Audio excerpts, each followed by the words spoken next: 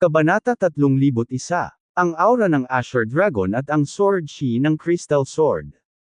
Namula ang mukha ni Yu Changji, nakita niyang nakakatawa at nakakainis ang sitwasyon sa parehong oras. Ang pagkilos ni Jiang Chen na pilitin siyang yumuko ay hindi niya inaasahan. Hindi pa siya nakayuko sa harap ng Inner Palace Elders, kahit sa City Lord. Palaging pinananatili ng malalakas na eksperto ang kanilang sariling dignidad dahil ang bawat isa sa kanila ay maaaring pumailang lang sa langit sa isang araw. Kaya naman, ang pagyuko sa isang tao ay hindi na isang kinakailangang etiketa. Jiang Chen. Si Yu Changji ay nagngangalit ang kanyang mga ngipin, ang kanyang mukha ay mukhang mapatla. Hindi madaling lumuhad ang isang lalaki, third elder. Ang isang tunay na lalaki ay kayang harapin ang lahat ng mga pag-urong at kabiguan ng maayos. Ang pagyuko ay walang ibig sabihin. Sabi ni Third Elder sa mahinang boses at alam ni Yu Changji na malapit na sa punto ng breakdown ang Elder. Siya ay naiwan na walang pagpipilian dahil si Jiang Chen ang tanging tao na maaaring masira ang porma sayon sa sandaling ito. Wala siyang alternatibo kundi isakripisyo si Yu Changji sa ganitong sitwasyon. Mabuti. Si Yu Changji ay bumagsak ng husto sa lupa, yumuko sa harap ni Jiang Chen at sinabi sa mahinang boses, "Brother Jiang, patawarin mo sana ako kung nasaktan kita kanina." "Oh, ang galing. Madaling masira ang formation kung maganda ang mood ko." Mahinahong sinabi ni Jiang Chen, na nagpabuga kay Yu Changji ng isang subaw ng dugo, siya ay dumanas ng matinding kahihiyan. Kung ikukumpara sa pinsalang natamo niya, ang pang-aapi ng matanda ay nagpakulo sa kanya sa galit dahil sa hindi matiis na pahirap na nararanasan niya. To think na siya, si Yu Changji, ay napilitang tiisin ang mga ganitong insulto. "Jiang Chen, ipinangako kong lalabanan kita hanggang kamatayan." Si Yu Changji ay mukhang madilim at mapatla. Pinipigilan siya ni Huang Bo, bahagyang umiling. "Baliin ang formation ngayon. Sana hindi ka nagsisinungaling, or else, gagawin kitang malungkot."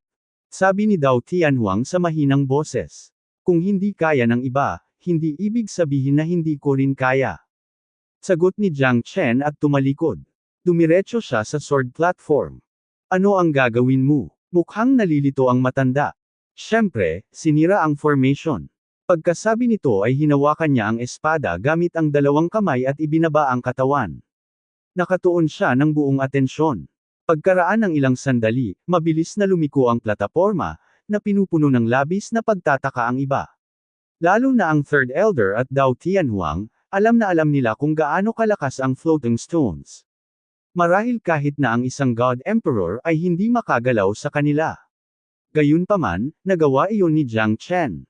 Paano niya ito nagawa? Ang sword platform ay gumawa ng 180 degree na pagliko. Sa sandaling ito, ang Nine Dragons Jade Tower ay nagsimulang gumalaw sa pare-parehong bilis at kalaunan ay pumila sa isang hilera.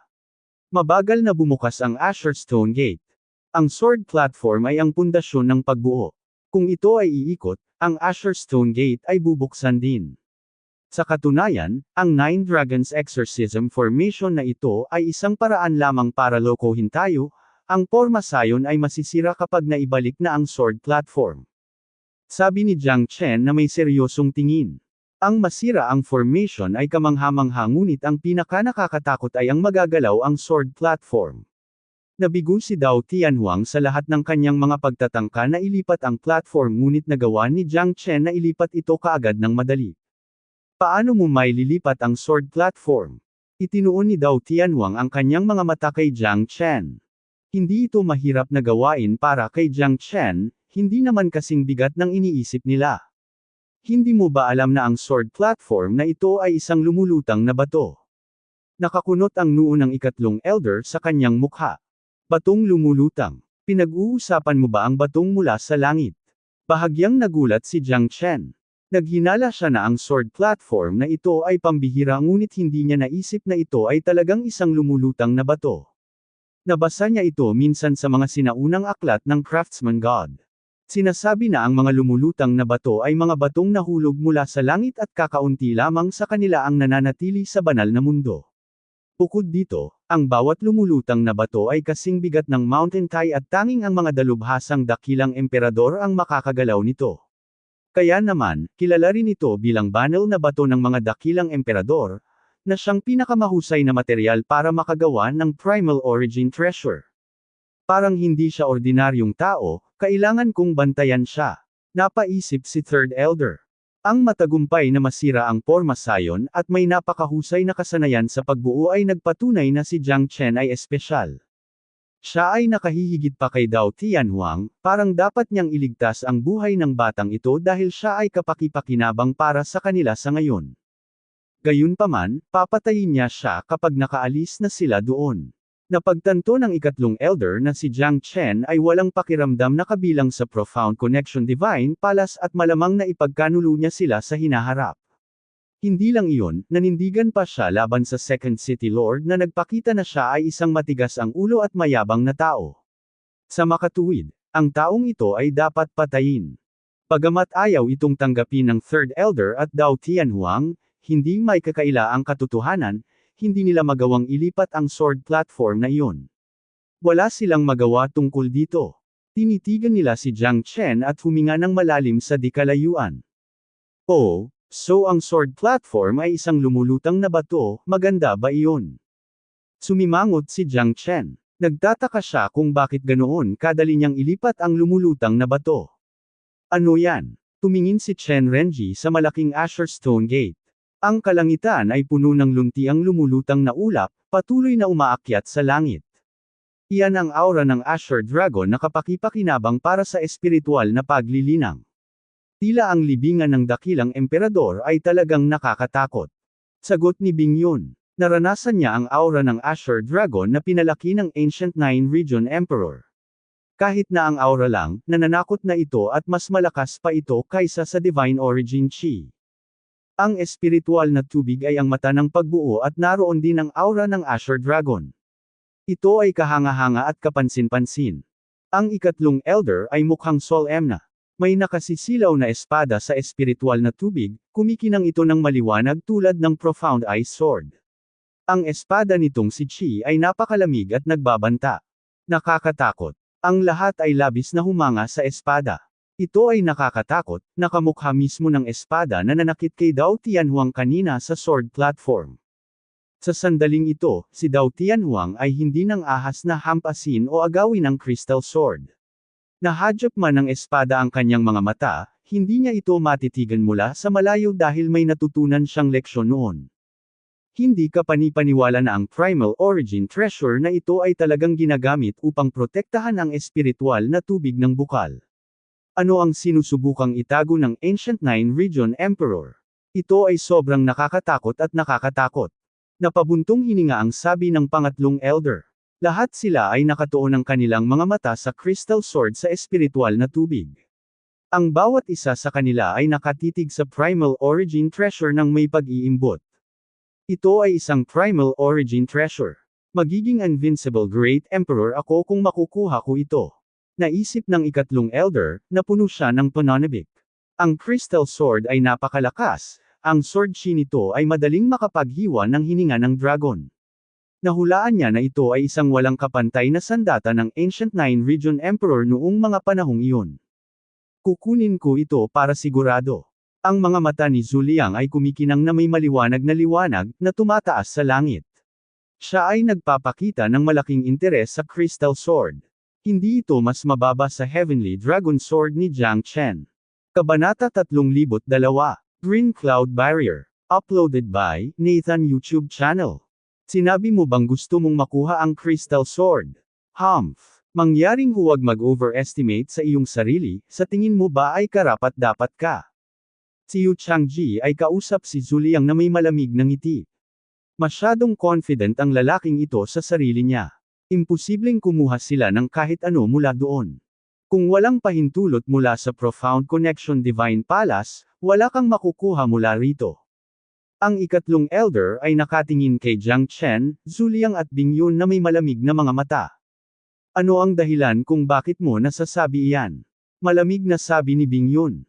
Napaka-arrogant at makasarili ng matanda na ito, wala siyang karapatang pigilan sila sa anumang bagay. Third elder, mangyaring huwag kalimutan kung sino ang bumagsak sa pormasayon. Malamig na sabi ni Jiang Chen.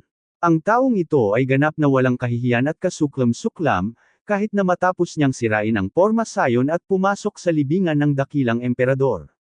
Sabi ko hindi, sinadya ko. Kung makakaligtas kayong tatlo dito, dapat kayong sumunod sa akin pabalik sa Profound Connection Divine Palace at matatanggap ninyo ang parusang nararapat sa inyo. Ngunit kung makakahanap ka ng ilang kayamanan dito, marahil ay maaari mong ayusin ang iyong mga pagkakamali. Ngunit ang anumang bagay dito ay hindi sa iyo, kaya wala kang karapatang kunin ito. Sabi ng third elder na may malungkot na ngiti. Maging si Chen Renji ay hindi makayanan ito ngunit wala siyang magagawa tungkol dito. Ang pangatlong elder ang nangunguna sa paglalakbay kaya karamihan sa kanila ay tahimik lang. Ang ikatlong elder ay tunay na walang hiya. Kung wala si Jiang Chen, hindi sila makakapasok sa core ng Great Emperor's Tomb. Ngunit sinusubukan ng ikatlong elder na itaboy si Jiang Chen at ang iba papalabas ng lugar at pigilan sila sa pagkuha ng kahit ano. Tila ang kanilang kabaitan ay nasuklian ng kawalan ng pasasalamat. Bakit ako makikinig sa iyo? Tingnan natin kung mapipigilan mo ako. Sabi ni Jiang Chen na may malungkot na mukha. Hahaha. Sa tingin ko dapat mong itigil ang pagpapatawa sa iyong sarili. Sa tingin mo ba ay kaya mong labanan kaming lahat? It is a piece of cake kung gustong kunin ni Third Elder ang buhay mo at madali kitang mapatay. Ayaw kang patayin ni Third Elder dahil itinuturing ka pa ring disipulo ng Profound Connection Divine Palace. Sa palagay ko ay dapat mo na lang pagsisihan ang iyong mga maling nagawa ngayon, kung hindi, ang buong Profound Connection Divine Palace ay susundan ka mamaya. Itinuon ni Yu Changji ang kanyang mga mata kay Jiang Chen na may masamang mga mata. Brother Jiang, talagang hindi magandang bagay na bumangon laban sa Profound Connection Divine Palace. Sa tingin ko, dapat mo na lang sundin ang utos ni Third Elder at kunin ito bilang pagkakataon para ipakita ang iyong pinakamahusay na kakayahan. Baka sakaling makabawi ka sa ginawa mo noon. Sabi ni Huang Bo na may mahinang ngiti. Wow! Mukhang mabait ang Profound Connection Divine Palace at ginawa na ninyo ang lahat ng inyong makakaya. Ngunit paano kung tumanggi akong gawin iyon? Mayabang na sabi ni Jiang Chen. Wala sa kanila ang umasa na sasalungat si Jiang Chen sa Profound Connection Divine Palace. Akala nila ay magpapasakop siya sa pananakot ng ikatlong elder at pagkatapos ay humingi ng tawad kapag bumalik siya sa Profound Connection Divine Palace. Gayunpaman, ang ginawa niya sa halip ay lampas sa kanilang inaasahan. Gaano kalakas ang loob ng isang eksperto sa Divine King na hamanin ang Third Elder? Isang kakilakilabot na paglabag sa pagitan ni Jiang Chen at ng Profound Connection Divine Palace ang naganap. Dahil lumaban si Jiang Chen, nakipaghiwalay na siya ngayon sa Profound Connection Divine Palace. Walang alinlangan, ang ikatlong elder ang mananaig sa isang paghaharap. Jiang Chen, sa palagay ko ay dapat makinig ka na lang kay Third Elder. Isa kang talentado at napakalakas na eksperto, sigurado akong magkakaroon ka ng magandang kinabukasan. Gayunpaman, kung pipiliin mong sumalungat sa ikatlong elder, sa palagay ko ay walang makakapagligtas sa iyo. Sinabi ni Sheng Kun kay Jiang Chen sa telepatikong paraan. Alam ni Jiang Chen na mabuti ang ibig niyang sabihin ngunit sinubukan lang ng third elder ang kanyang pasensya sa mga limitasyon nito sa pamamagitan ng pagsisikap na itaboy siya pagkatapos niyang sirain ang porma sayon. Nangingibabaw ang galit niya sa mga sandaling iyon ngunit hindi niya ito ipinakita. Hindi pa tinukoy ang panalo o pagkatalo, baka siya na ang huling tumawa. Ang Great Emperor's Tomb ay puno ng mga hindi inaasahang panganib at banta. Ang Nine Dragons Exorcism Formation ay simula pa lamang. Kung tumanggi kang gawin iyon, mapaparusahan ka. Ngumuso ang ikatlong elder, agad na nagbago ang kanyang mukha. Hindi inaasahan ni Chen Renji at Yang Zikuan na tatanggapin ng third elder, isang late hierarch expert, ang hamon ni Jiang Chen. Karamihan sa kanila ay ganap na natulala, maliban kina Dao Tianhuang at Bing Yun.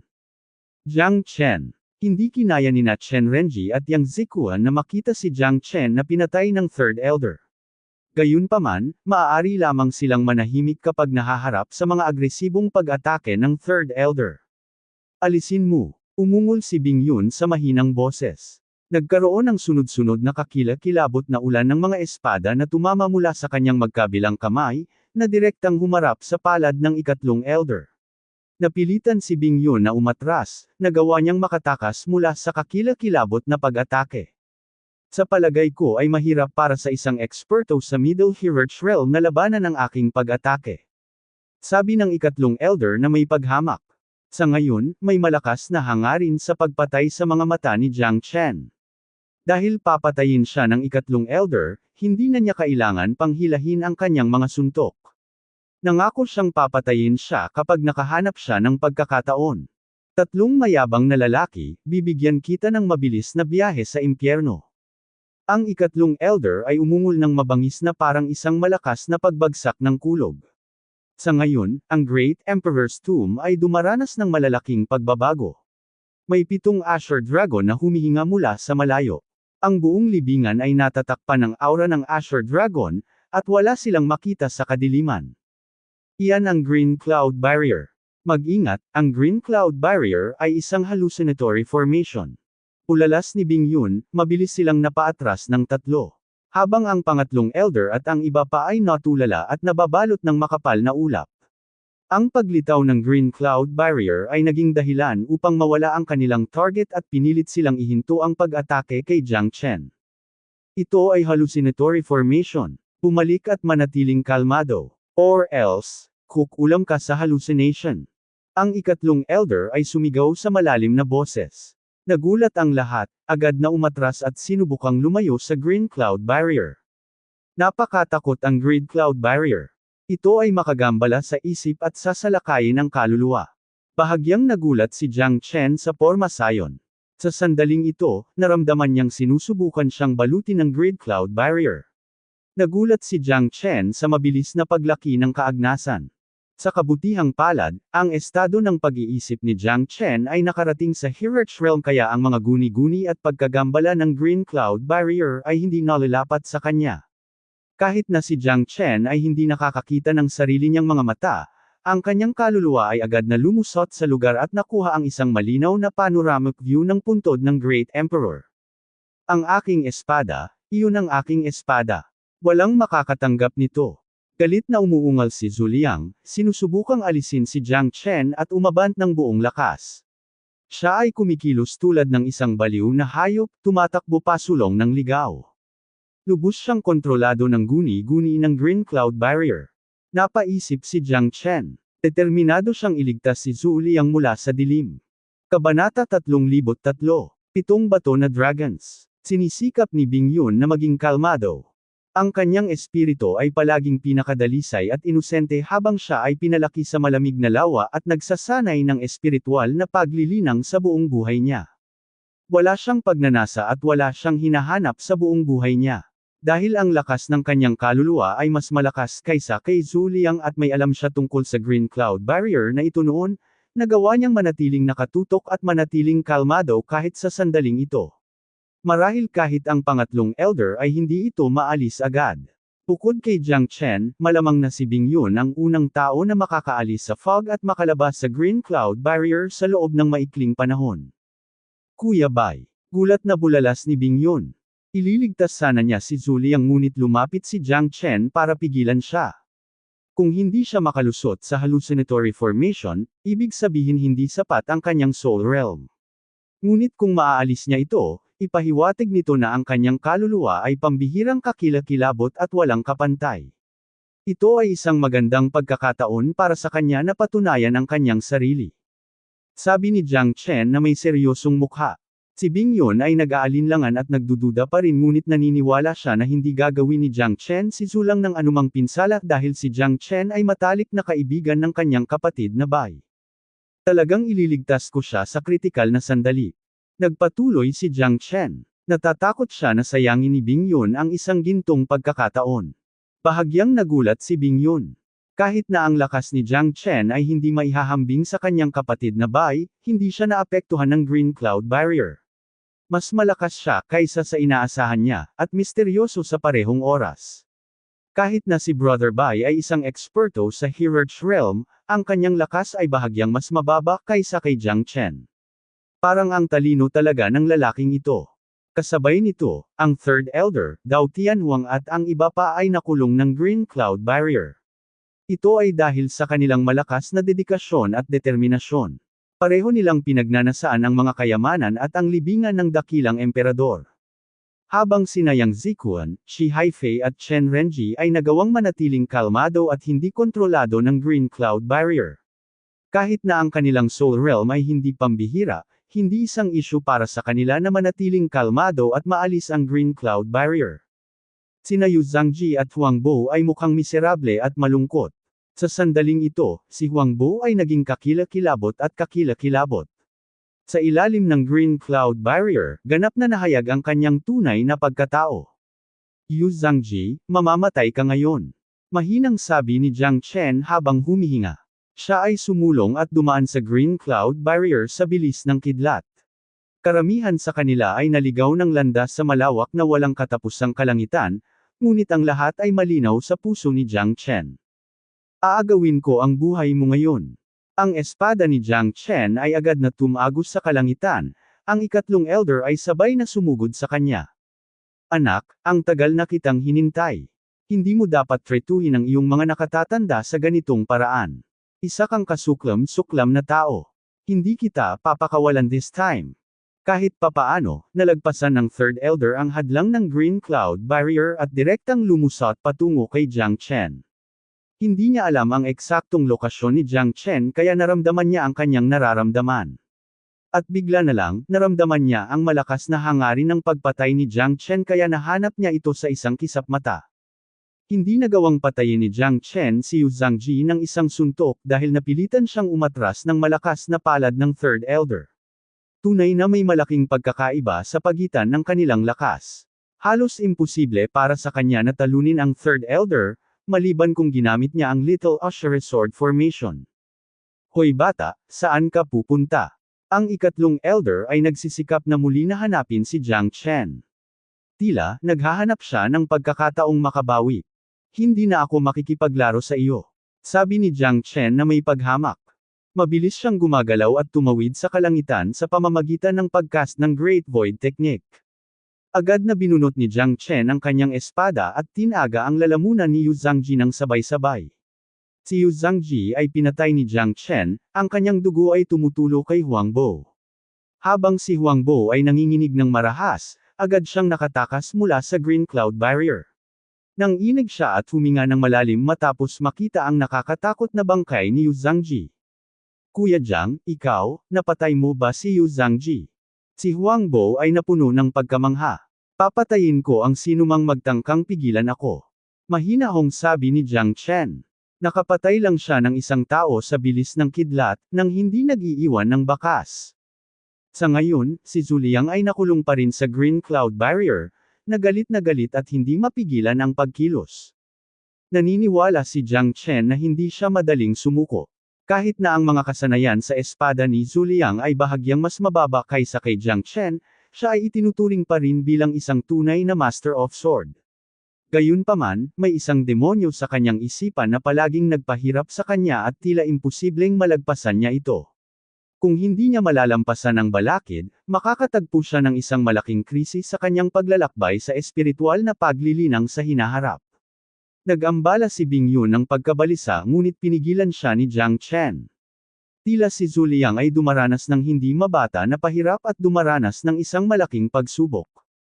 Ang mga mahina sa lakas at lakas ng pag-iisip ay malamang na magambala ng guni-guni ng Green Cloud Barrier. Si Zhu Liang ay nahihirapan at halos hindi siya mapakali. Mabangis siyang umungol, nagsuka ng dugo bago biglang nagmulat ng mga mata. Sa sandaling ito, kalaunan ay nasakop na niya ang Green Cloud Barrier at napagtagumpayan ang demonyo. Kuya Bai. Ibinagsak ni Bing Yun ang sarili sa braso ni Zhu Liang. Habang si Zhu Liang ay mukhang kalmado at ang kanyang puso ay payapa. Alam na alam ni Jiang Chen na matagumpay na nalampasan ni Zhu Liang ang balakid sa kanyang puso. Kung hindi, siya ay dumanas ng matinding paghihirap sa Green Cloud Barrier. Congratulations! Sabi ni Jiang Chen na may matangkad ng ngiti at tumango si Zhu Liang. Bagamat hindi ito isang mahusay na tagumpay, nakahinga pa rin siya ng maluwag na nakamit niya ang kapayapaan ng isip. Ang kanyang mga kasanayan sa espada ay lubos na mapapahusay dahil sa kahangahangang tagumpay na ito. Ang Green Cloud Barrier ay nagkalat sa kalangitan. Ang pagkamatay ni Yu Zhangji ay nagpalalim sa salungatan sa pagitan ng Third Elder at Huang Bo. Gayunpaman, hindi mahanap ni Jiang Chen si Shang Guanyanyon, nagtaka siya kung nasaan siya. Ang Green Cloud Barrier ay kumukupas. Paano ang Crystal Sword? Nawala din ang Crystal Sword. Gulat na bulalas ni Chi Haifei. Ang Crystal Sword ay ganap na nawala sa isang kindat. Hindi lamang iyon, si Shang Guanyanyuan, na dating tahimik at hindi marunong makipag-usap, ay wala rin kahit saan. Damn! Ninakaw ba ni Shang Guanyanyu ang Crystal Sword at tumakas ng mag-isa? Sabi ni Yang Zikuan sa mahinang boses. Malamang na ninakaw niya ang Crystal Sword. Sumang-ayon si Sheng Kun sa pamamagitan ng pagtango. Ang pangatlong elder at ang iba ay nanatiling kalmado at nanatiling tahimik. Tila, iyon ang pinakamahusay na paliwanag. Tingnan mo, gumagalaw ang 7 dragon na bato. Namangha si Chen Renji. Si Jiang Chen at ang iba pa ay umalis sa lugar, gayunpaman, hindi agad hinanap ng Third Elder si Jiang Chen. Ang Crystal Sword ay nawawala, ang pagkawala ni Shang Guanyanyu, ang ikatlong Elder ay nasa isang dilema sa sandaling ito. Kaya naman, kailangan niyang manatiling kalmado at kontrolin ang lahat. Kahit na hindi si Yu Zhangji ang pinakamahalagang disipulo sa paglalakbay na ito, ang pagkawala ng isang eksperto sa Hierarch Realm ay itinuturing pa rin bilang isang malaking pagkawala sa Profound Connection Divine Palace. May isang taong isinakripisyo bago pa man makapasok sa core ng Great Emperor's Tomb, ito ay malamang na makakaapekto sa kanilang moral at team spirit. Totoo iyan, gumagalaw ang Stone Dragons. Ang mukha ni Bing Yun ay namutla sa sandaling iyon. Ang 7 Stone Dragons ay gumagalaw at dahan-daang lumalapit sa kanila. Nalunod sila sa dilim, mukhang madilim at nakakatakot. Kabanata 304, Heavenly Dragon Knight. Ano yan? Napagtanto ni Jiang Chen na ang Stone Dragon ay hindi pangkaraniwan, ngunit hindi siya sigurado kung ano iyon. Sa tingin ko hindi lang sila Stone Dragons. Sabi ni Bing Yun na medyo kumunat ang noo. Mga totoong dragon sila. Obviously, nahinga lang nila ang hininga ng dragon. Mahinang sabi ni Jiang Chen. Nararamdaman niya ang paglabas ng espiritu ng dragon mula sa mga dragon na bato, na halos kapareho ng kanyang aura. Kung sila ay stone dragons lamang, imposibleng mailabas ang hininga ng dragon dahil ang mga stone dragon na iyon ay hindi kailanman magpapalabas ng hininga ng buhay. Sinabi mo bang totoong dragon? Bakit dito namatay ang totoong dragon? Parang nakakatakot at nakakatakot, 7 sila dito. Nagulat si Zhu Liang, nagtaka siya kung bakit lumitaw ang mga stone dragon dito. Maging si Bing Yun ay puno ng pagdududa, na may suot na maalalahanang ekspresyon. Tingnan mo, parang agresibo itong mga stone dragons, sumusugod sila sa amin. Napabuntong hininga ang sabi ng pangatlong elder. Ang 7 stone dragons ay nagpakita sa isang nakakatakot na paraan at ang nakakatakot na hininga ay dahan-daang lumalapit. Ang kanilang mga mata ay nagpahayag ng isang uri ng kakilakilabot na layunin ng pagpatay na mukhang nakakatakot at hindi kasiya siya. Roar, roar. Bigla na lang silang sinalubong ng stone dragon ng nakakabinging dagandong. Nalaglag ang kanilang mga balat at ang kaliskis ng berdeng dragon ay nahayag. Ang kanilang mga mata ay puno ng walang katapusang layunin ng pagpatay ngunit tila walang kaluluwa at hindi gaanong masigla. Ang Asher Dragon ay pumailang lang sa kalangitan, ang balat ng bato nito ay ganap na nalaglag at ang aura nito ay umabot sa ibang antas. Karamihan sa kanila ay nakarating na sa Mid-Hierarch Realm. 10 milyong taon na ang lumipas mula nang mamatay sila at ngayon ay sinusubukan nilang pukawin ang gulo. Bamantong hininga ang ikatlong elder, galit na sumulong at naglunsad ng pag-atake patungo sa Asher Dragon. Desidido siyang lumaban ng mag-isa sa Asher Dragon ngunit karamihan sa kanila ay maaaring hindi ito madaling maalis. Goddamn! Mayroon kang napakalakas na fighting spirit at matiyagang sigla. Mabangis na napaungol si Dao Tianhuang habang ang Asher Dragon ay umaaligid sa hangin at tumalon ng mataas sa kalangitan. Sina Yang Zikuan, Shi Haifei, Chen Renji at Bing Yun, bawat isa sa kanila ay nakikitungo sa isa. Sa kabilang panig, sina Jiang Chen, Zhu Liang, Huang Bo at Sheng Kun, na bahagyang mahina sa lakas, ay nagsanib sanhi at sabay na lumaban sa isang Asher Dragon. Ang lakas ng Green Asher Dragon ay lampas sa kanilang imahinasyon. Ang hininga ng dragon ay higit na malakas kaysa sa nakakatakot na mga espada. Ang mga dragon ay pinaikot at binaligtad ang mundo. Ang Azure Dragons ay hindi matatalo at hindi magagapi. Maliban sa Third Elder at Dao Tianhuang, karamihan sa kanila ay nabigong labanan ang agresibong pag-atake ng Azure Dragon. Nasa depensa ba sila at madalas na umaatres. Si Jiang Chen at ang iba pa ay nakaharap sa isang Azure Dragon, ngunit hindi nila nakuha ang higit na kamay kahit na pinagsasama nila ito. Gayunpaman, hindi inilabas ng apat ang kanilang buong lakas habang nakikipaglaban sa kalaban. Kung bumangon sila ng buong lakas, hindi sila mailigtas ng iba sa oras na sinubukang patayin ng Azure Dragon ang isa sa kanila. Sa sandaling ito, si Jiang Chen ay nag-aalab sa pag-usisa upang malaman ang background ng Azure Dragons. Kung sila ay tunay na mga dragon, ang siyam na rehiyon ay talagang isang kahanga-hanga at kaakit-akit na lugar. Ang Kyunio na natagpuan sa ICC Divine Dragon Palace dati, ay isang hindi kapani-paniwalang nakakatakot na nilalang. Gayunpaman, ang lugar na iyon ay hindi binantayan ng 7 Azure Dragon kaya iyon ay isang walang kaluluwang lugar lamang. Kahit na ang 7 Azure Dragon ay hindi nagpakita ng anumang mahahalagang palatandaan, determinado silang protektahan ang libingan. Tila ipinapahayag nila ang kanilang matinding dedikasyon at katapatan. Isang palas ng buntot ng Divine Dragon ang dumaan sa kalangitan at silang apat ay napilitang humakbang paatros. Kasabay nito, parehong matagumpay na natalo ng Third Elder at Dao Tianhuang ang dalawang Azure Dragons at nakapasok sa gitna ng libingan, ang iba ay naiwan. Sa sandaling ito, sa wakas ay napagtanto ni Chen Renji at ng iba pa na ang ikatlong Elder ay tunay na malamig ang puso at walang awa. Pinuno sila nito ng pagkabigo at kawalan ng pag-asa. Nagdurusa sila sa pang-aapi ng Azure Dragons, ang mga trick at makapangyarihang divine tools ay tila walang silbi sa harap nila. Mag-iingat kayo guys, masyado silang malakas kaya wala akong choice kundi protektahan ang sarili ko. Pagkaraang matapos ng ikatlong Elder ang kanyang mga salita, agad siyang tumalikod. Habang naubos na ni Dao Tianhuang ang lahat ng kanyang kapangyarihan upang talunin ang Azure Dragon at hindi nababahala sa Profound Connection Divine Palace.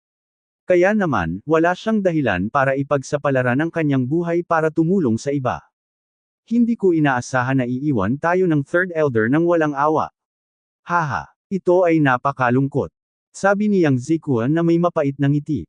Anong gagawin natin ngayon? Ang ikatlong Elder ay walang alternatibo kundi ang tumakas para sa kanyang buhay at iwan kami. Ito ay ang bawat tao para sa kanyang sarili. Bagamat siya ay malupit, ito ay kalikasan ng tao. Ganun din siguro ang gagawin ko kung ako ang nasa posisyon niya. Sabi ni Chi Haifei habang umiiling. Mapoprotektahan lamang nila ang kanilang mga sarili sa kanilang sariling pagsisikap kapag naatros sila ng sitwasyon sa sulok. Sa ngayon, hindi tinutugis ng dalawang Azure Dragon ang Third Elder at Dao Tianhuang. Sa halip, 7 Azure Dragon ang sabay-sabay na sumalakay at inatake si Jiang Chen at ang iba pa. Nag-aapoy sa galit si Chi Haifei.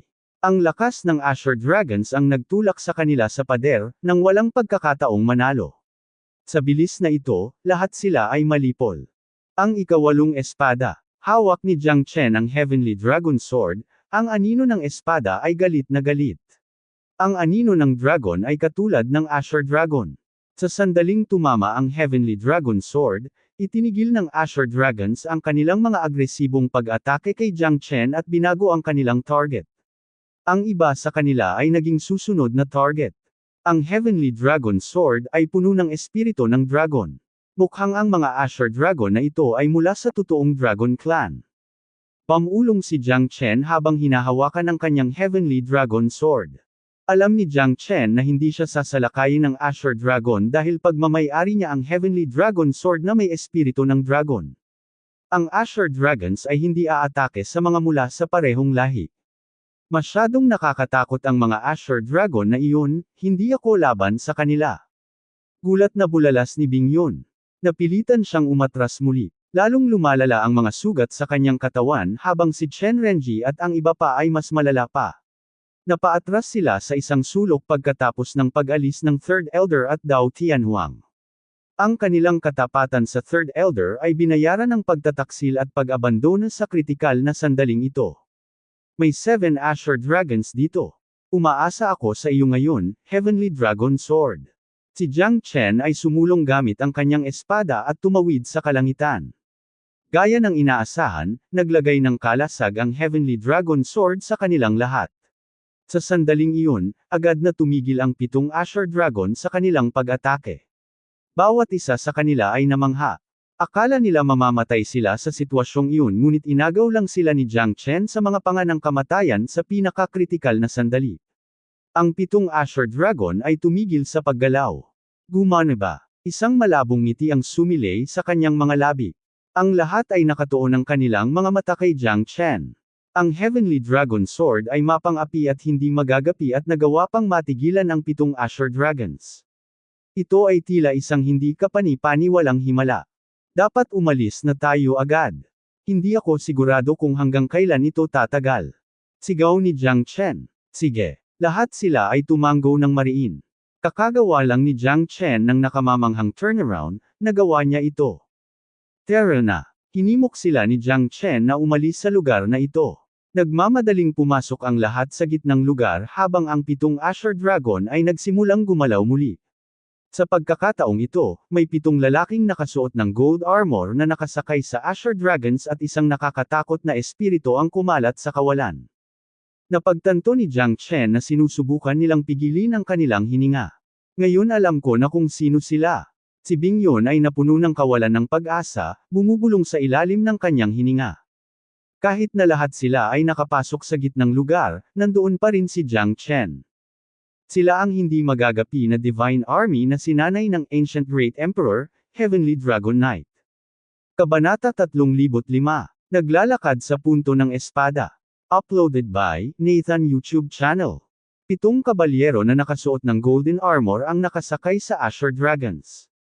Bagamat ang kanilang mga mukha ay nakatago sa pamamagitan ng kanilang baluti, sila ay nagmumukha pa rin na mapagmataas at kaakit-akit dahil sa mga sinag ng liwanag mula sa kanilang mga espada at napakatinding espiritu ng dragon. Ang dagandong ng mga dragon ay umaalingaw-ngaw sa himpapawid. Ang bawat kabalyero ay nagdala ng isang uri ng kakilakilabot na mapagmataas na espiritu at ang kanilang kaluluwa ay hindi magagapi at walang kapantay sa mundo. Alam na alam ni Jiang Chen na maaaring kitilin ng mga Dragon Knight na iyon ang kanyang buhay ng walang kahirap-hirap. Bawat isa sa kanila ay nasa late Hierarch realm, ngunit ito ay hula lamang ni Jiang Chen. Ang kanilang tunay na lakas ay hindi pa rin alam. Mga makalangit na Dragon Knights. Hindi ko naisip na makilala ang Heavenly Dragon Knights dito. Bakit sila nandito? Si Bing Yun ay nagulat at natakot sa parehong oras. Ang mga hindi magagapi na banal na hukbo na sinanay ng sinaunang dakilang emperador ay hindi natalo at hindi matatalo. Lahat ng Heavenly Dragon Knights na ito ay tila makapangyarihan at walang kapantay sa mundo. Si Jiang Chen ay nakulong.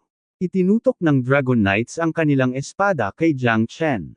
Maging si Jiang Chen ay hindi nang ahas na hamunin ang kanilang pride. Kahanga-hanga at kakilakilabot. Bahagyang nagulat si Jiang Chen. Alam niyang sinunog lang niya ang tulay sa likod niya. Ang Heavenly Dragon Knights ay talagang nakakatakot.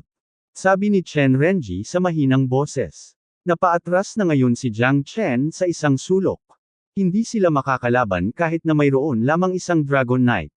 Katulad ng iba sa kanila, nag-alala si Chen Renji kay Jiang Chen matapos marinig ang mga salita ni Bing Yun. Napakalakas ng Heavenly Dragon Knights na ito. Hindi mabilang na mga kalaban ang kanilang napatumba.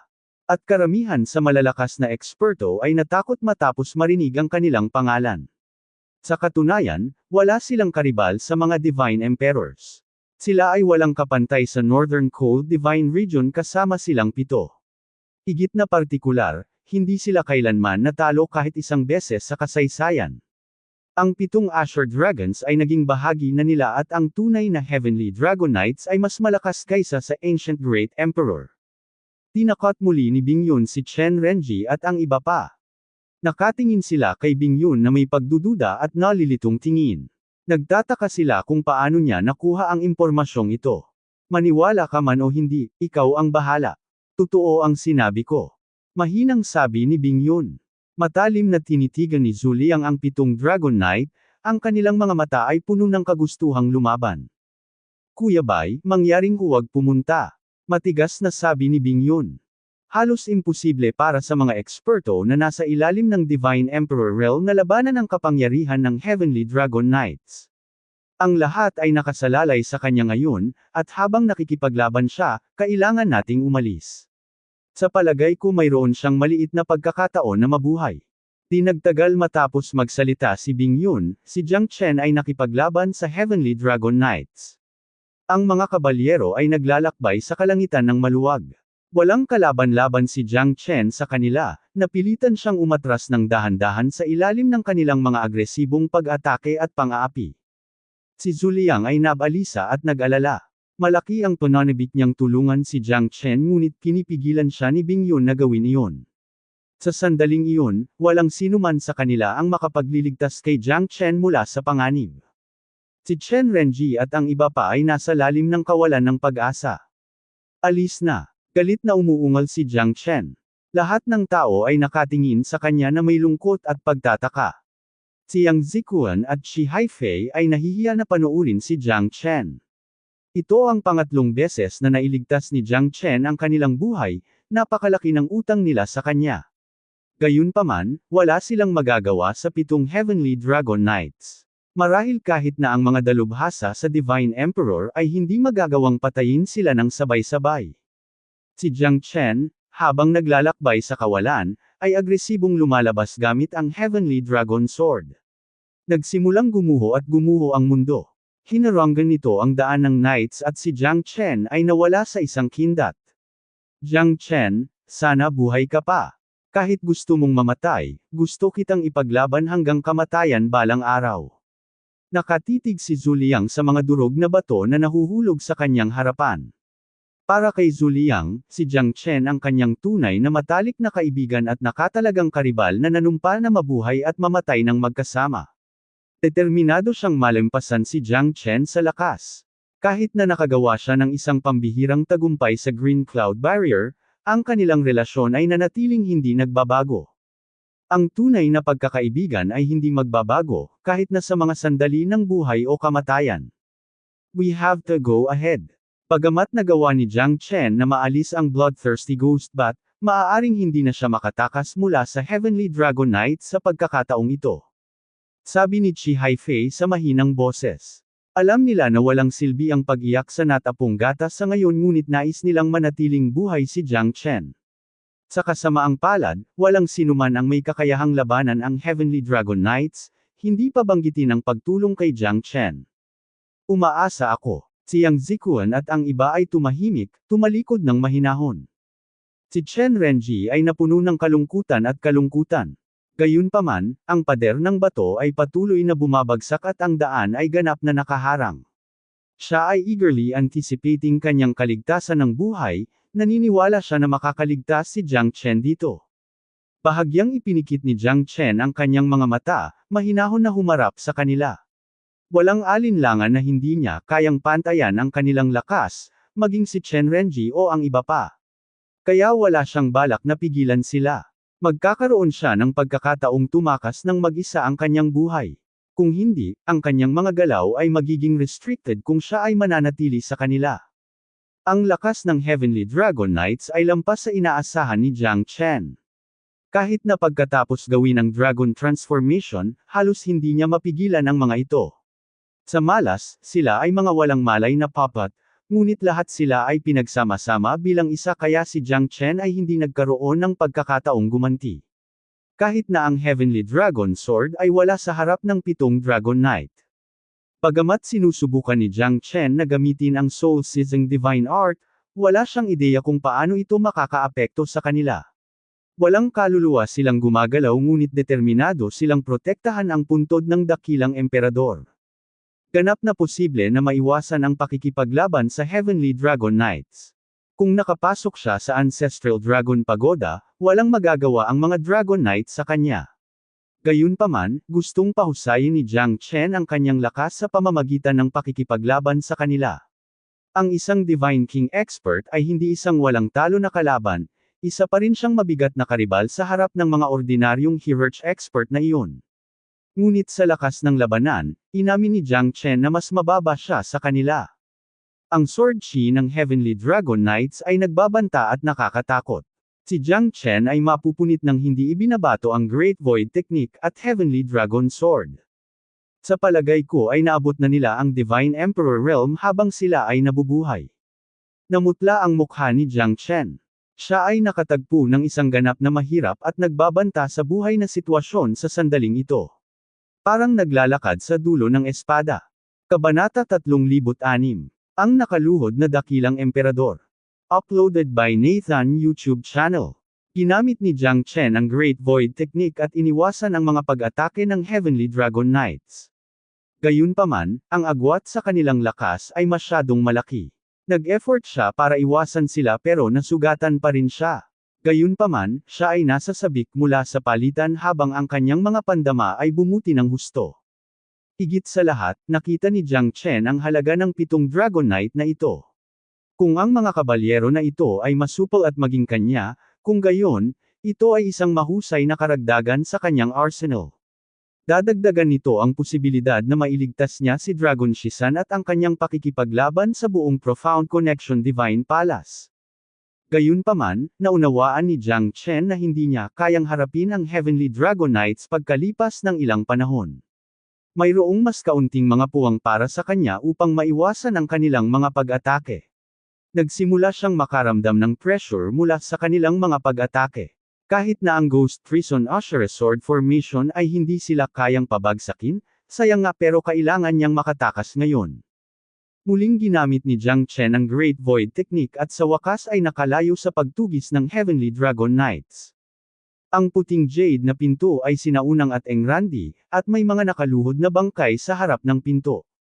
Ang mga bangkay ay bago pa rin tulad ng pagyelo ng nakakatakot na malamig na chi. Sa gitna ng mga bangkay, mayroong isang naglalabas ng matinding kawalan ng pag-asa. Isa itong tao. Ipinikit ni Dao Tianhuang ang kanyang mga mata habang pinagmamasdan niya ang pangalawang pinto na nakaharang sa kanyang dinadaanan. Ang makapaglabas ng napakalakas na aura pagkatapos ng pagkamatay ng maraming taon, hindi ka panipaniwala. Sabi ng ikatlong elder. Ang taong iyon ay ipinako sa pinto ng isang talem. Tumingin si Dao Tianhuang sa taong may nalilitong ekspresyon. Bagamat siya ay patay na, ang takot at kawalan ng pag-asa na mayroon siya ay isang bagay na hindi maintindihan. Hindi maitago ang layuning pagpatay na nagmumula sa talem. Napakalakas ng layunin ng pagpatay na nagmumula sa talem na iyon. Napabuntong hininga ang ikatlong elder, habang ang kanyang tingin ay nakatuon sa talem na iyon. Ang hangarin ng pagpatay ay nakakasikal, at tiyak na mas malakas ito kaysa sa kristal na espada mula noon. Napakalakas ng layunin ng pagpatay ng talem na iyon, naniniwala akong hindi nababagay dito si Third Elder. Hihihi. Tumawa si Dao Tianhuang. Oh, that's some pretty words. Aminin mo na lang na gusto mo ang talem. Ngumisi si Third Elder. Tingnan natin kung sino ang kukuha nito. Nagtama ang mga mata ni na Dao Tianhuang at Third Elder. Bagamat si Dao Tianhuang ay isa lamang peak mid-hierarch, tiyak na makakaharap niya ang Third Elder kung ito ay makipag-away. Hindi ikaw ang kapareha ko. Sabi ni Third Elder, hindi nabigla. Hindi natin malalaman kung hindi natin susubukan. Wala na ang mga lalaki mo ngayon, hindi ako natatakot sa iyo kung mag-isa ka lang. Sigaw ni Dao Tianhuang sa Third Elder. Nalikha ang malakas na shockwave mula sa kanilang sagupaan. Ang pag-atake ni Third Elder ay mabisyo at ginamit ni Dao Tianhuang ang kanyang formation art para ipagtanggol ito. Si Dao Tianhuang ay dehado laban sa matanda.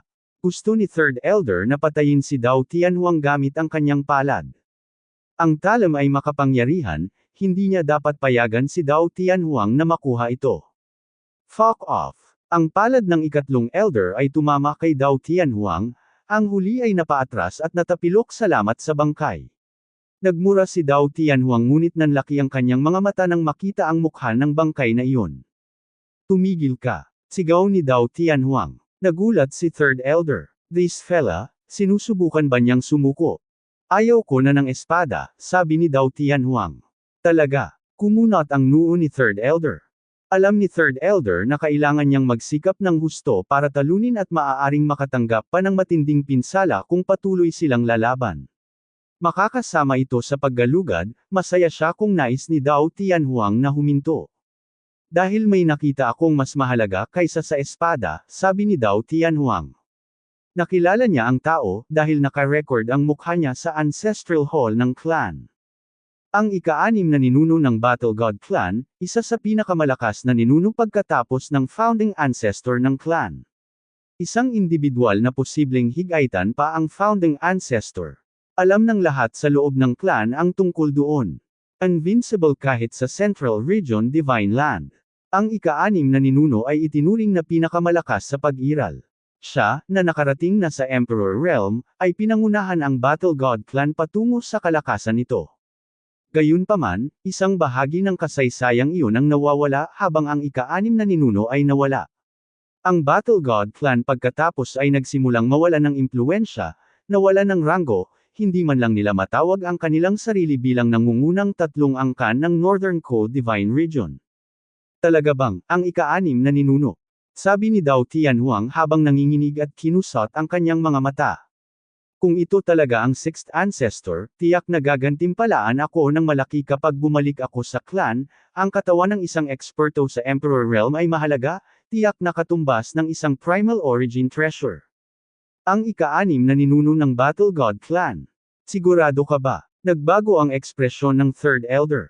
Siya ay bihasa sa kasaysayan ng kamakailang bilyon-bilyong taon, ang pinakamakapangyarihang ninuno ng Battle God Clan, paanong hindi niya malalaman ang tungkol dito? Iyon ay isang dakilang sinaunang emperador. Oo, siya ang ika-6 na ninuno ng aking angkan, si Dao Shifang. Ramdam ni Dao Tianhuang ang taginting sa kanyang dugo.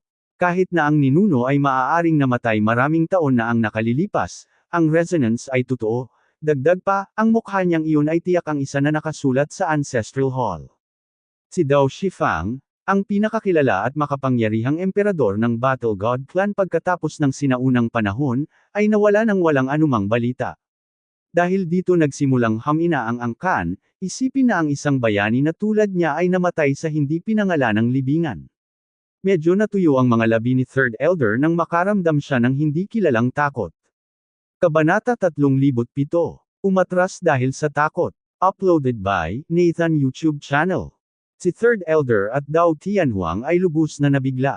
Lalo na si Dao Tianhuang, dahil ang kanyang ninuno ay natagpuang nakaluhod sa harap ng libingan ng iba, ito ay tunay na kaiyahiya. Mula sa pananaw ng mga tao, ang emperador na ito ay tiyak na nakakatakot. Para dito ang pinakamakapangyarihang emperador ng Battle God Clan ay mapatay. Si Dao Tianhuang ay nabigla sa kaibuturan. Ang isang walang katulad na emperador tulad ni Dao Shifang ay isa ng makapangyarihang pag-iral, gayunpaman, para mamatay siya sa libingan na ito. Nagulat si Third Elder, ang may-ari ng libingan na ito ay tiyak na nakakatakot, isang bahagi sa kanya ang gustong tumakas pagkatapos makuha ang talim na iyon. Gayunpaman, kuryosidad ang nagtutulak sa kanya, kahit na alam niyang mamamatay pa siya kapag nagpatuloy siya. Ang mahiwagang porma sayo na iyon, ang libingan na iyon, ang higanteng lumulutang na bato at ang bangkay ng dakilang emperador na ito, nagdulot ito sa kanya ng matinding takot at kawalan ng pag-asa, alam niyang napakalaki ng panganib. Nagkatinginan sina Dao Tianhuang at Third Elder habang nakatingin sila sa iba pang nakaluhod na bangkay.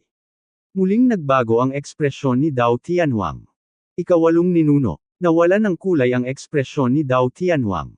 Ang 8th ancestor ay isang peak divine emperor, para isipin na dito rin siya namatay. Si Dao Tianhuang ay napuno ng takot.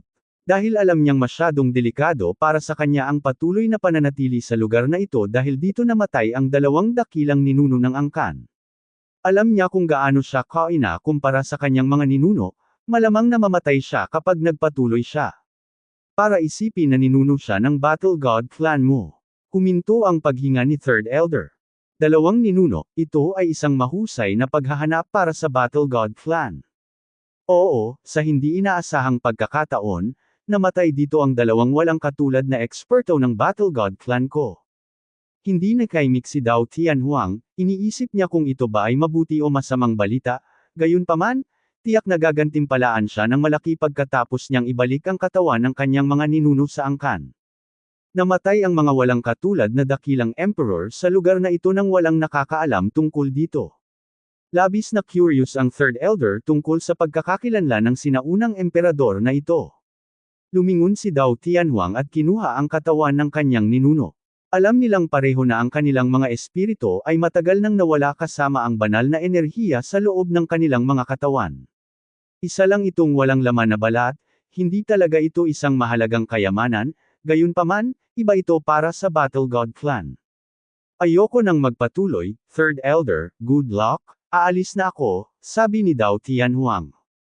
Natigilan si Third Elder sa kanyang sinabi. Aalis siya ng ganun-ganun lang. Isusuko mo ba ang mga kayamanan mula sa libingan? Kailangan kong sumuko kahit na may walang hangganang kayamanan sa dulo ng paglalakbay. May responsibilidad akong ibalik ang katawan ng aking mga ninuno sa Battle God Clan, sabi ni Dao Tianhuang. Hindi na nagsalita si Third Elder. Pinag-iisipan niya kung dapat ba niyang ipagpatuloy ang paglalakbay na ito dahil ang panganib ay labis para sa kanya ng mag-isa. Wala na si Dao Tianhuang at humarap si Third Elder sa pinto habang sinusubukang hawakan ang talem. Isang malakas na chi ang biglang itinulak siya pabalik mula sa gilid, ang Third Elder ay tumingin pabalik sa taong nasa likod niya. Sino ta? Hehe, pangatlong Elder, malaki ang naiambag mo sa paglalakbay na ito. Hihilingin ko sa pangalawang kapatid na bigyan ka ng malaking gantimpala kapag nakabalik na tayo. Ito ay walang iba kundi ang Third Palace Lord ng Profound Connection Divine Palace. Ikatlong Palasyo Panginoon. Bahagyang nagbago ang ekspresyon ni Third Elder at nakangiting sabi.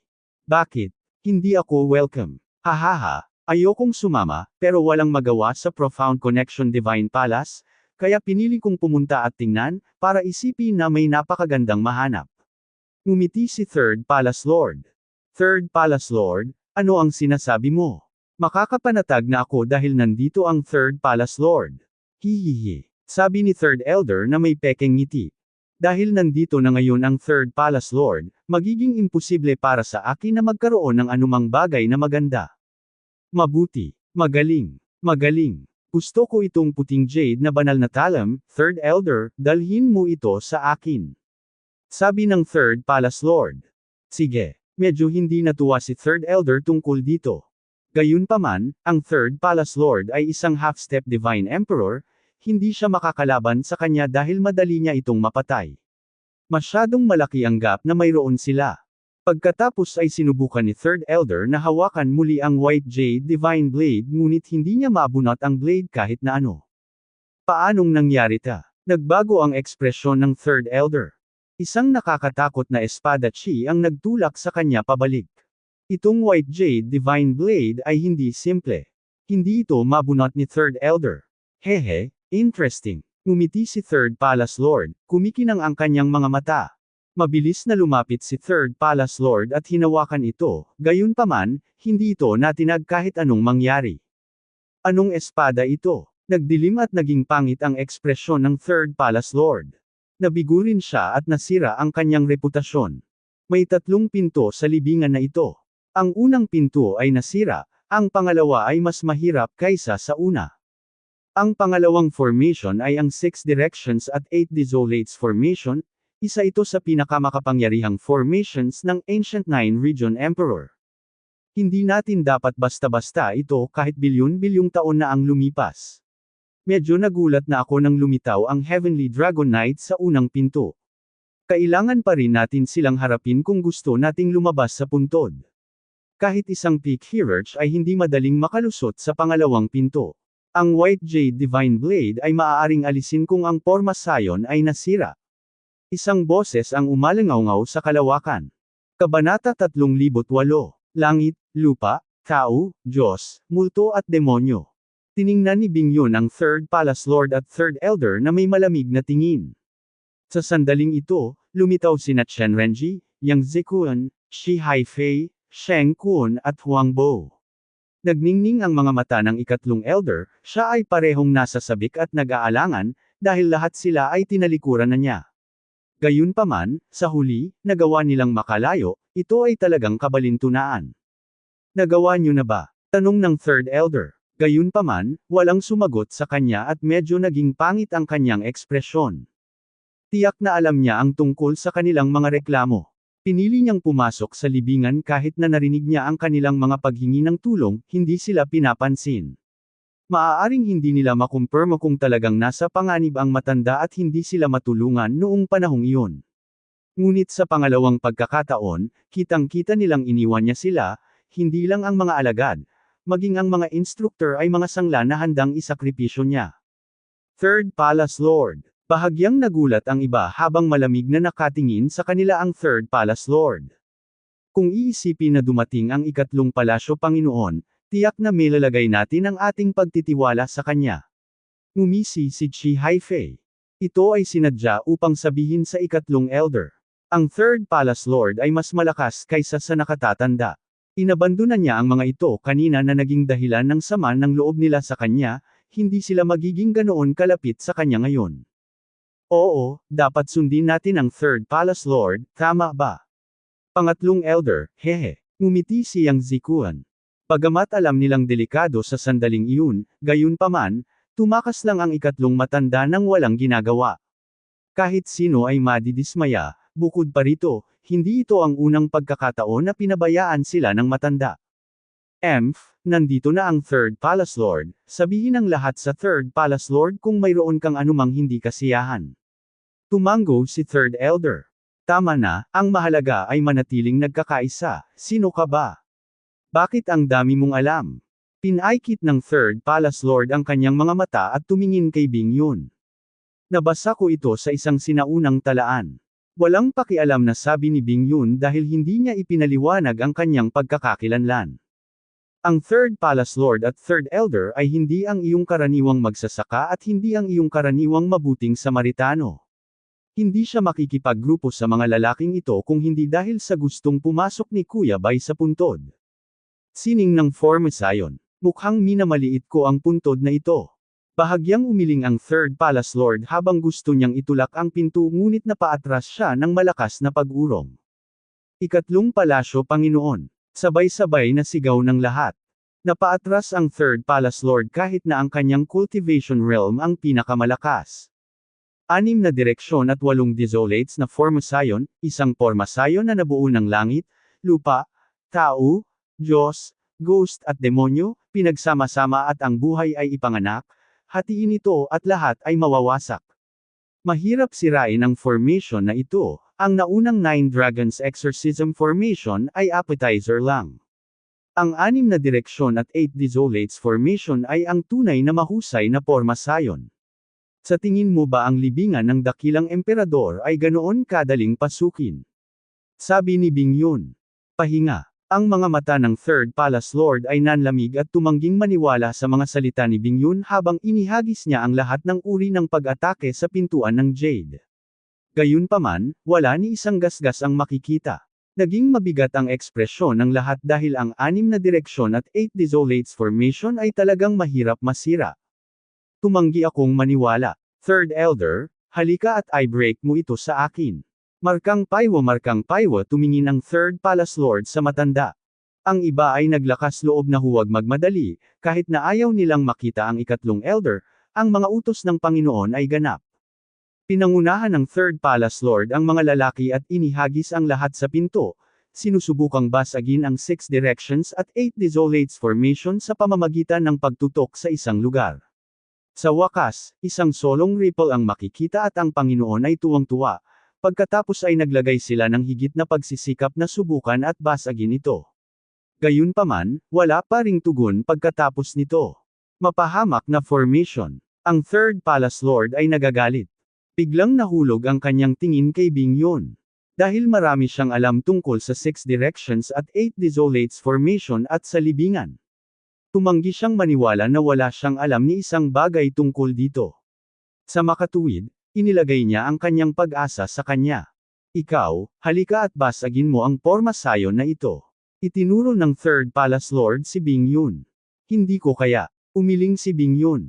Wala siya kung ano ang kinakailangan upang masira ang Formosayon, kung hindi ay hindi magkakaroon ng napakaraming tao na nagtitipon ng walang magagawa. Hindi mo masisira. Kung gayon, mamatay ka. Napangisi ang Third Palace Lord habang nanlamig ang kanyang tingin, na puno ng layuning pumatay. Isa lang ang pagpipilian mo. Nasabi ko na noon na hindi ko masisira ang formation, wala akong pakialam kung hindi ka maniwala sa akin. Kung ganoon, bakit ang dami mong alam sa formation na ito? Sinusubukan mo pa bang magsinungaling sa akin? Mukhang mahilig kang makipaglaro dito. Markang paywa sabi ng Third Palace Lord at pagkatapos ay lumipad patungo kay Bingyun, sinusubukang pasunurin siya. Naging madilim ang ekspresyon ni na Bingyun at suliyang nang mabilis na umatras ang dalawa. Isipin na ipapatong ng Third Palace Lord ang kanyang mga kamay kay Bingyun.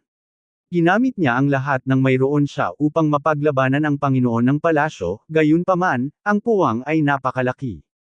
Masyadong malakas ang diskarte ng Third Palace Lord, hindi talaga alam ng babaeng iyon kung paano sirain ang formation at si Jiang Chen ang bumasag sa nauna.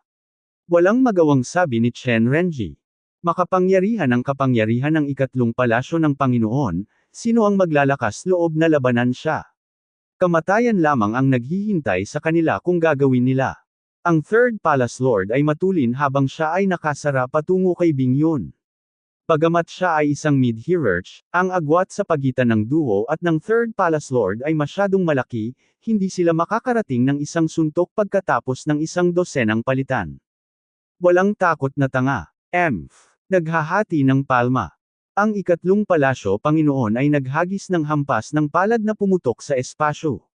Na-overpower si Bingyun pero pinili pa rin niyang tumayo sa harap ni Zuliang at dumanas ng matinding suntok. Dahil siya ay mas mahina kaysa sa kanya sa mga tuntunin ng paglilinang. Ubu. Si Bingyun ay umubo ng isang subo ng dugo habang ang kanyang ekspresyon ay naging mapotla.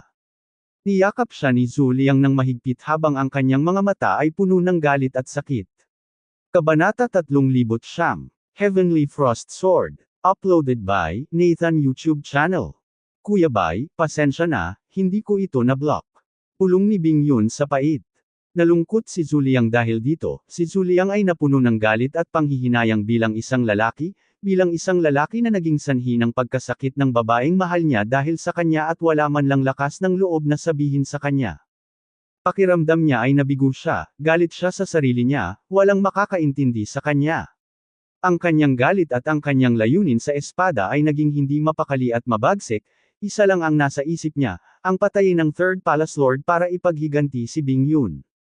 Ang mga mata ni Zuliang ay naging pula, ang kanyang mga mata ay napuno ng marahas na galit. Ayokong nakikita kang nagiging ganito, Kuya Bay, nakakatakot ka. Nag-iba ang ekspresyon ng mukha ni Bingyun habang umuungol. Gusto kong lumakas, kailangan kong lumakas, para protektahan ang babaeng mahal ko. Sabi ni Zuliang. Namula si Bingyun. Matagal na niyang hinihintay na sabihin nito ang mga salitang iyon. Natuwa siya nang marinig niya iyon. Worth it ang sakit na dinanas niya. Isang early hierarch lang ang naglakas loob na titigan ako. Parang gusto mong mamatay. Pinandilatan ng Third Palace Lord si Zuliang. Si Zuliang ay hindi nabigla sa titig ng the Third Palace Lord. Sword, my sword. Tinitigan ni Zuliang ang Third Palace Lord na may malamig na tingin. Ang kanyang cultivation realm ay mas mahina ngunit siya ay naglalabas ng dominanteng chi. Sa sandaling ito, ang puso ni Zuliang ay napuno ng talam at ang kanyang mga mata ay puno ng galit. Nakatuon ang kanyang tingin sa talam. Gweng. Ang talam ay umalangaw-ngaw ng isang nakakatusok na tunog, nagbago ang ekspresyon ng lahat. Sa sandaling ito, lumipad ang talam mula sa pintuan. Gumalaw ang tingin ni Zuliang ngunit mas mabilis ang Third Palace Lord habang lumilipad siya at hinawakan ito. Heavenly Frost Sword. Ito ang Heavenly Frost Sword ng Ancient Nine Region Emperor. Ulalas ni Bingyun.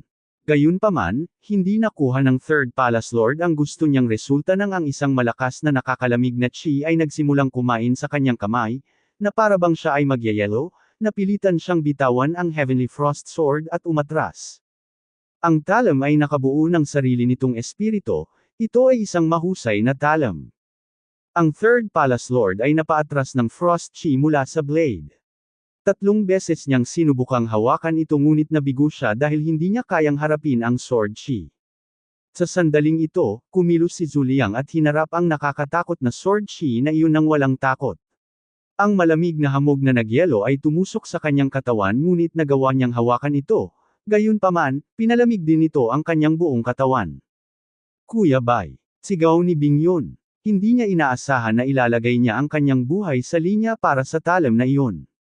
Umatras pa nga ang Third Palace Lord ngunit hindi siya handang sumuko at sinubukang kunin muli ang Heavenly Frost Sword. Ang Heavenly Frost Sword ay isa sa pinakaginagamit na espada ng Ancient Nine Region Emperor. Alam na alam ito ni Bing Yun at kung gaano kalakas ang talem. Ang Heavenly Frost Sword na nagpapalamig ng chi ay nakakatakot, ang buong lugar ay napuno ng malamig na chi salamat sa talem. Sobrang pagpapahalaga sa sarili mong lakas, Kahit ang Third Palace Lord ay hindi magawa, kung isipin na napakayabang mong subukan ito, pagbayaran mo ang iyong kalokohan. Ngumisi ang ikatlong elder na may bakas ng kaligayahan sa kanyang mukha. Akala siguro ng lalaking ito ay mainit siya, kahit ako, isang half-step Divine Emperor ay hindi makakagawa ng anuman, ano ang nagbibigay sa iyo ng kumpiyansa na gawin ang ganoong bagay? Akala ng lahat ay nagalit si Zuliang. Hindi inaasahan ni Bing Yun na magiging ganito kabaliw si Zuliang para sa Frostblade, na baliwalain ang sarili niyang buhay. Gayunpaman, iisa lang ang paniniwala ni Zuliang, kailangan niyang maging malakas, kailangan niyang makuha ang talem na iyon, para protektahan ang mahal niya, gagawin niya ang lahat para makamit ito. Napabuntong hininga si Chen Renji at ang iba pa. Siya ay kaibigan ni Jiang Chen ngunit siya ay masyadong walang ingat. Kahit ang Third Palace Lord ay hindi na makapagpatuloy pa, sinusubukan ba niyang hanapin ang sarili niyang kamatayan, bakit? Tinitigan ni Bing Yun ang nagyelo na si Zuliang habang dumudugo ang kanyang puso, natatakpan siya ng makapal na yelo, sa pag-iisip na iiwan niya ito sa ganoong paraan. Hindi, ayaw kong maniwala, huwag kang mamatay sa akin, Kuya Bai, sigaw ni Bing Yun. Ang talem lamang ang nasa puso ni Zuliang, ang pambihirang layunin ng espada ay nalampasan na ang kanyang espiritu. Ang layunin ng espada ay ang kanyang pinakamalalim na kinahuhumalingan, ang pagkahumaling na iyon ay naging talem, ang kanyang layunin ng espada ay naging walang hangganan. Ang layunin ng espada ni Zuliang ay puno ng galit at layuning pumatay. Sa sandaling si Bing Yun ay nahulog sa kawalan ng pag-asa, ang yelo sa paligid ng Zuliang ay nagsimulang pumutok at nalaglag. Ang nanlalamig na chi ng Heavenly Frost Sword ay naging sanhi ng pagdugo ng buo niyang katawan ngunit hindi niya ito pinakawalan. Hindi ito ang Kuya Bai ko. Sigaw ni Bing Yun habang umiiyak sa lungkot. Sa sandaling ito, ang mga mata ni Zuliang ay napuno lamang ng layuning pumatay, tulad ng isang mamamatay tao na diablo na nagmula sa impyerno habang pinupuno ang kanyang katawan ng walang hangganang layunin ng labanan. Mamatay. Nakaturo ang talem ni Zuliang patungo sa Third Palace Lord. Napakunot ang noo ng huli. Hindi niya inaasahan na makukuha ng lalaking ito ang nakakatakot na Heavenly Frost Sword. Nakaramdam siya ng pressure nang itutok sa kanya ang talem. Isang langgam lang ang nangangahas na makipaglaban sa isang mandaragit. Paano kung nakuha mo ang Divine Blade na iyon, ito ay scrap metal lamang sa iyong mga kamay. Sigaw ng Third Palace Lord. Gumalaw si Zuliang sa sandaling ito na may hawak na talem na walang kapantay. Nakipaglaban siya sa Third Palace Lord sa isang patag na lupa, ang nangingibabaw na chi na pinakawalan mula sa kanya ay nakakatakot. Ang isang maagang hierarch kaya ay nagtataglay ng gayong lakas. Hindi inaasahan ng Third Palace Lord na kikilos si Zuliang na parang isang mabangis na hayop, hindi siya eksaktong makapangyarihan, gayunpaman, ang Heavenly Frost Sword ay hindi. Sa bawat pag-awit ni Zuliang ng kanyang talem, isang malamig na lamig ang bumabalot sa gulugod ng Palace Lord. Sa kabutihang palad, siya ay sapat na malakas upang makaiwas sa mga hampas ng talem na iyon, gayunpaman, napilitan din siyang gamitin ang kanyang buong lakas para lang labanan si Zuliang. Nagpalitan ng suntok sina Zuliang at Third Palace Lord ng ilang round pero ang aura ni Zuliang ay patuloy na tumataas, ang kanyang mga mata ay namumula. Ang kanyang aura ay nagiging mas mabagsik, ang kanyang talem ay nakaramdam ng higit na uhaw sa dugo. Gayunpaman, ang Third Palace Lord ay higit na makapangyarihan sa mga tuntunin ng cultivation, sa makatuwid, wala siyang magagawa laban sa kanya, gayunpaman, naisip ng Panginoon na maaari niyang talunin si Zuliang kung patagilan niya ang labanang ito. Tahimik na pinanood ni Bing Yun si Zuliang. Ang kasalukuyang Zuliang ay hindi ang Big Brother Bai na kilala niya, siya ay ganap na kinuha ng talem. Ang kanyang titig ay nakakatakot, ito ay mabagsik at puno ng layuning pumatay. Halos lamunin na ng Heavenly Frost Sword ang kanyang kaluluwa, dagdag pa, ang kanyang pinsala ay nagpalala ng mga bagay, ang kanyang layunin sa espada ay naging hindi malinis, na puno ng chi ng pagpatay. Kabanata 3010, Northern Cold Killers. Kuya Bai, Kuya Bai. Sigaw ni Bing Yun. Sa wakas ay naging malabo ang tingin ni Zhu Liang. Gising na. Umungol si Jiang Chen, ang kanyang nakakatakot na espiritong enerhiya ay napuno sa loob nito, na naging sanhi ng pagkamulat ni Zhu Liang. Nagawa niyang makipaglaban sa Third Palace Lord dahil sa Heavenly Frost Sword habang nasa berserk mode siya. Ang talam na iyon ay tunay na pumipihit at lumalamon sa isang espiritu habang siya ay ganap na kinuha nito. Sa sandaling iyon, ang espiritu ng Heavenly Frost Sword ay lumalaban kay Jiang Chen. Gayunpaman, iyon ay isang dagandong ng isang Emperor Realm Spirit, si Zhu Liang ay iniligtas ni Jiang Chen, kung hindi ay tuluyan na siyang nilamon ng Heavenly Frost Sword. Lumuhod si Zhu Liang na namumula ang mukha. Sa kabutihang palad, naging malinaw ang kanyang tingin at ang espada sa kanyang kamay ay nawala ang misteryosong enerhiya na iyon. Nasanay na siya sa Heavenly Sword, na parabang ginawa ito para sa kanya, at akmang-akma ito sa kanyang kamay. Heavenly Frost Sword, my Heavenly Frost Sword. Dahan-daang hinaplos ni Zhu Liang ang Heavenly Frost Sword, minahal niya ito kahit na halos patayin siya nito. Ang Heavenly Frost Sword ay nakakatakot pa rin gaya ng dati, gayunpaman, ang nakakagigil na chi nito ay wala na ngayon. Alam ni Zhu Liang na tinulungan siya ni Jiang Chen at Bing Yun na mabawi ang kanyang sarili sa mahalagang sandali. Kung hindi, siya ay kinuha na ng Heavenly Frost Sword at maaaring hindi na siya babalik dito, magpakailanman. Sa sandaling ito, wala nang nang-ahas na maliitin si Zhu Liang. Bagamat nagtamo siya ng matinding pinsala, ang malademonyong si Zhu Liang kanina ay talagang hindi malilimutan ng iba, para siyang demonyong Diyos. Kahit ang Third Palace Lord ay hindi na makapagpatuloy sa pag-atake kina Bing Yun at Zhu Liang. Pinabati kita, Zhu Liang. Bahagyang nagulat ang lahat sa hitsura ni Jiang Chen ngunit sinundan ng kaligayahan. Sa ngayon man lang, kung lalabanan ng Third Elder si Jiang Chen, tiyak na hindi na sila tatayo sa sideline. Ang swerte ko, yun lang. Umiling si Zhu Liang. Gayunpaman, napansin ni Jiang Chen na tiyak na nasa sabik siya sa kaibuturan, na nakuha ang Heavenly Frost Sword. Siya ay tiyak na naging mas malakas nang walang pag-aalinlangan. Alam ni Zhu Liang na ang espiritual na dagandong ni Jiang Chen ang nagligtas sa kanya, kung hindi, hindi ito magagawa ng mga salita lamang ni Bing Yun. Ramdam ni Zhu Liang ang mabagsik at nakamamatay na enerhiya ng Heavenly Frost Sword. Hindi niya ito ganap na makontrol, gayunpaman, ang siya na nasa estadong nagngangalit na iyon ay ganap ding nakasabay sa talam. Gayunpaman, hindi niya ito makontrol kapag nasa ganoong estado siya. Ang kanyang sword intent ay nasa perpektong anyo noong siya ay nasa ganoong estado, maaari niyang maabot ang kanyang perpektong estado. Ang Heavenly Frost Sword, ang talam ng Ancient Nine Region Emperor. Natakot si Bing Yun dito. Ang Heavenly Frost Sword ay pumatay sa hindi mabilang na mga tao sa kamay ng sinaunang emperador, na namamatay sa lupain na pula sa dugo. Sa ngayon, naiinggit ang Third Palace Lord ngunit maaari lamang siyang sumuko salamat sa naunang pagganap ni Zhu Liang. Siya ay hindi mapigilan, katulad ng isang demonyong Diyos.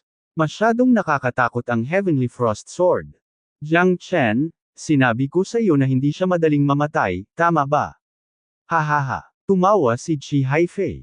Tumango si Jiang Chen patungo sa grupo. Sa sandaling ito, ang Third Palace Lord ay tumingin kay Jiang Chen at nagtama ang kanilang mga tingin. Sumimangot si Jiang Chen. May kutob siya na kakaiba ang sitwasyong ito. Mga lumalabag, mamatay. Isang malalim na boses ang biglang umalangaw sa ulo ng lahat. Ang nakakatakot ay ang boses ay parang sinaunang boses na maaaring masubaybayan pabalik sa sinaunang panahon. Lahat ay tumingala at nakita na ang taong natamaan ng Heavenly Frost Sword ay dahan-daang tumayo, kahit na mekanikal, walang ekspresyon at nakakatakot na may malaking butas sa kanyang dibdib. Ang tumalikod na alagad ng isang dakilang emperador, isa sa nangungunang tatlong maalamat na Northern Cold Divine Region na pumatay. Lei Duo. To think na buhay pa siya, impossible.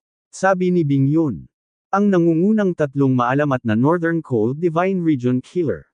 Lei Duo. Ang ikatlong elder ay bihasa sa kasaysayan ng Northern Cold Divine Region. Oo, ngunit iyon lang ang kasaysayan, ang mailap na Lei Duo na iyon ay pumatay ng hindi mabilang na tao. Sa huli, pinatay siya ng Ancient Nine Region Emperor. Sabi ni Bing Yun. Narinig ko na ang labanang iyon, naruroon ang mga sikat na figure ng Northern Cold Divine Region, dumating ang isang misteryosong makapangyarihang dakilang emperador at pinatay ang pinakamakapangyarihang Diyos ng pagpatay. Maaari bang ang misteryosong dakilang emperador na iyon ay ang Ancient Northern Cold Emperor na ito? Napaisip si Third Elder. Gayunpaman, sa sandaling ito, nabigla siya sa mukhang blanko na si Lei Duo. Matagal na siyang patay, imposibleng manatiling buhay pa siya hanggang ngayon, lingering attachment lang siya, walang dapat ikatakot. Malamig na sabi ng Third Palace Lord. Ang lakas ng lalaking ito ay malamang na nasa peak Divine Emperor realm noong siya ay nabubuhay pa, mag-ingat. Nagpadala si Bing Yun ng telepatikong mensahe kina Zuliang at Jiang Chen. Ang figure ay bumaril sa sarili patungo sa grupo ng Third Palace Lord habang si Bing Yun ay abala sa pagsasabi sa kanila. Marahil ay iginagalang kita kahit saglit kung buhay ka pa, ngunit bakit ako matatakot sa iyo dahil patay ka na? Ngumisi ang Third Palace Lord dahil hindi siya natatakot kay Lei Duo na namatay maraming taon na ang nakararaan. Nagsagupaan silang dalawa gamit ang makapangyarihang mga bisig, napaatras ang Third Palace Lord, naging biro ang dati niyang pahayag dahil hindi siya makaganti. Malakas ang pag-atake ni Lei Duo nang walang dagdag na paggalaw, puro bilis lang. Nagulat ang lahat sa kanyang lakas. Bakit hindi kayo tumulong? Mamamatay tayong lahat kapag napatay ang Third Palace Lord. Galit na sigaw ng ikatlong elder. Si Yang Zikuan at ang iba pa ay sumali sa labanan.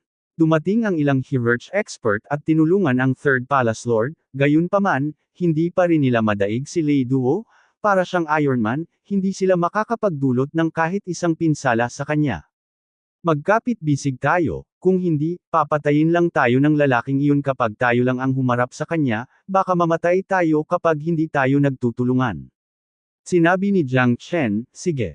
Tumango si Zuliang habang ang tatlo ay sumali sa laban.